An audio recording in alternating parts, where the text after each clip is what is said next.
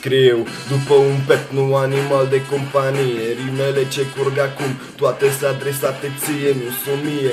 Chiar dacă afar miroase ea somie.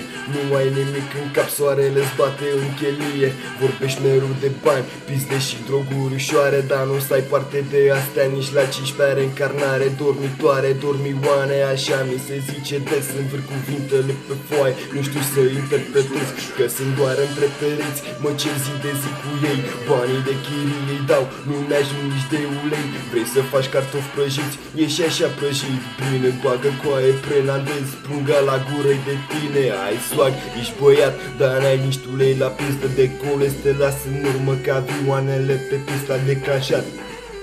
Marea bombă nucleară, ciupești multe în pământ, ciupești multe și afară. Zgârmă-te în buzunar, scambe multe niciun ban. Bași teroare, terorist, tu te crezi Omar Haisam, n-ai salam.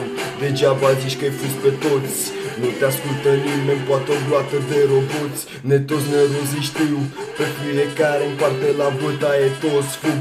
Unul nu-i la parte în parte, așa că dă-i drumul nepoate. N-ai cum să o faci ca la carte, îți dau karate 7 ani. Acum care-te, dar ia niște calmante. Stai așa, arată-te, că e groasă pula mea, mi se zice terente. Nu e Bosgor Levente, fumez vreo 3 pachete. Bag un faliment pe unde merg acum, închide-te.